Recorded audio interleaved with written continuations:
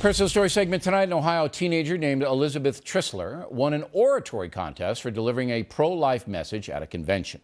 Elizabeth then was supposed to be honored for that in the state legislature, but was blocked by Speaker of the House Armand Budish, a pro-choice guy. Well, the factor began investigating, and Mr. Budish has now changed his mind. A good thing. Joining us from Dayton, Ohio, is Elizabeth Trissler and her mother, Sandy. Elizabeth, when you heard that you were being blocked because of political reasons from getting this oratory award, how did you react?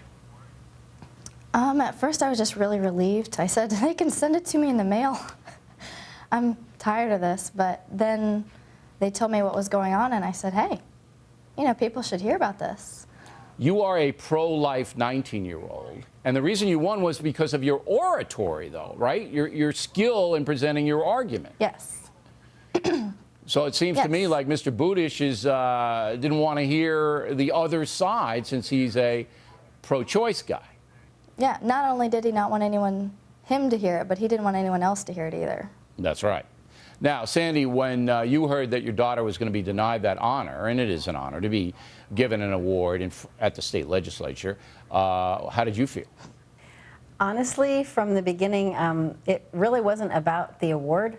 It wasn't about her getting an award. It was just about the fact that she had won a national oratory contest and that she was standing up for life, and that was, that was an important thing.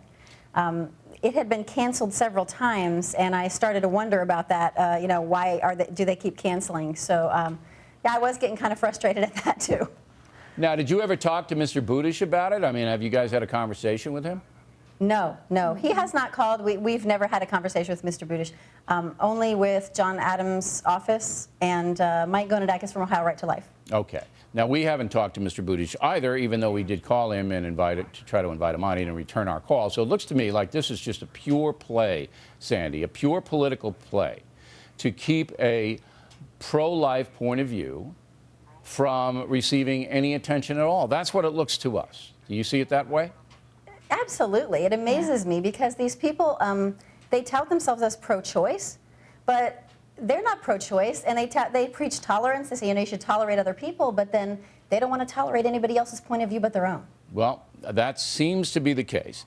Now, I'm going to be Mr. Budish, Elizabeth, and I want you to use your oratorical skills to tell me where I went wrong in this case. Well, first, me and others just like me, we're the next generation of leaders. Really, is this the kind of example you want to set for us? And if you really want tolerance, then how come you can't tolerate me or anyone like me who differs from you? You said it was too controversial a subject, but I think in that you were only saying that you didn't agree with what I said. All right, I think you should win another award for that on the factor. And Mr. Budish should be very embarrassed. As we said, once we started to investigate, magically, you know how that happens, Mr. Budish changed his mind, and next week, Elizabeth, you will get the award at the state legislature. So we congratulate you, and Sandy, thanks very much for coming on, and we wish you the best.